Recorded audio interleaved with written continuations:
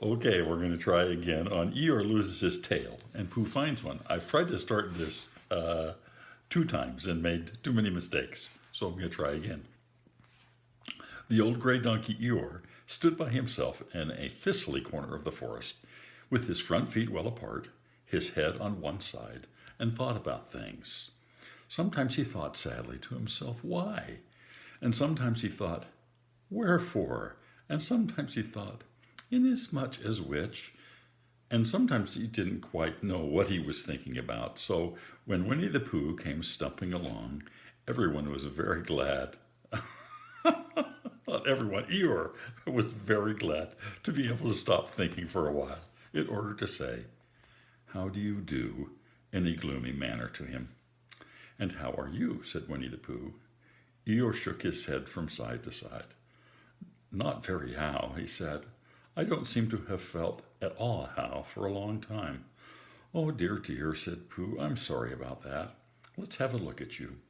So Eeyore stood there, gazing sadly at the ground, and Winnie the Pooh walked all around him once. Why, what's happened to your tail? He said in surprise. What has happened to it? Said Eeyore. It isn't there. Are you sure? Well, either a tail is there or it isn't there. You can't make a mistake about it, and yours isn't there. Then what is? Nothing. Let's have a look, said Eeyore, and he turned slowly around to the place where his tail had been a little while ago, and then, finding that he couldn't catch it up, he turned around the other way until he came back to where he was at first, and then he put his head down and looked between his legs, and at last he said with a long and sad sigh, oh, I believe you're right. Of course I'm right, said Pooh. That accounts for a good deal, said Eeyore gloomily. Explains everything. No wonder. You must have left it somewhere, said Winnie the Pooh. Somebody must have taken it, said Eeyore. How like them, he added after a long silence. Pooh felt he ought to say something helpful about it, but didn't quite know what, so he decided to do something helpful instead. Eeyore, he says solemnly, I, Winnie the Pooh, will find your tail for you. Oh, thank you, Pooh, Eeyore said. You're a real friend, said he. Not like some, he said. So Winnie the Pooh went off to find Eeyore's tail. It was a fine spring morning in the forest as he started out. Little soft clouds played happily in the blue sky, skipping from time to time in front of the sun as if they had come to put it out, and then sliding away suddenly so that the next might have a turn. Through them and between them the sun shone bravely, and a copse which had worn its furs all the year round seemed old and dowdy, and now beside the new green lace which the beeches had put on so prettily.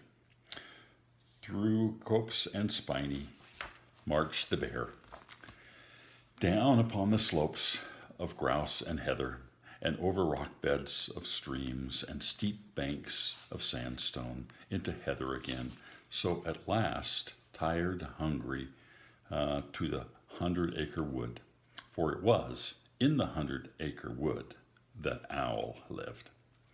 And if anyone knows anything about anything, said Bear to himself, it's Owl, who knows something about something, he said, or my name's not Winnie the Pooh, which it is, he added. So there you are. Owl lived at the Chestnuts, an old world residence of great charm, which was grander than anybody else's, or seemed so to Bear, because he had both a knocker and a bell pull. Underneath the knocker was a notice that said, please ring if an answer is required. Beneath the bell pull, there was a notice which said, please knock if an answer is not required. These notices had been written by Christopher Robin, who was the only one in the forest who could spell. For Al, wise though he was in many ways, able to read and write and spell his own name, Owl, yet somehow went all to pieces over delicate words like measles and buttered toast. Winnie the Pooh read the two notices very carefully first, and left and then right, and then afterwards, in case he had missed some of it, from right to left. Then, to make quite sure, he knocked and pulled the knocker, and he pulled and knocked the bell rope.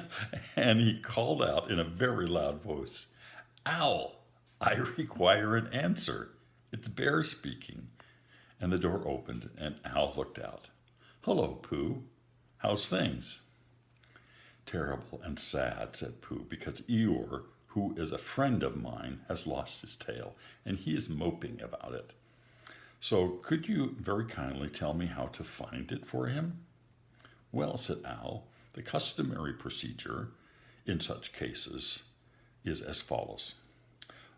"What does customary proceed cake mean?" said Pooh, "for I am a bear of very little brain, and long words bother me." "It means the thing to do."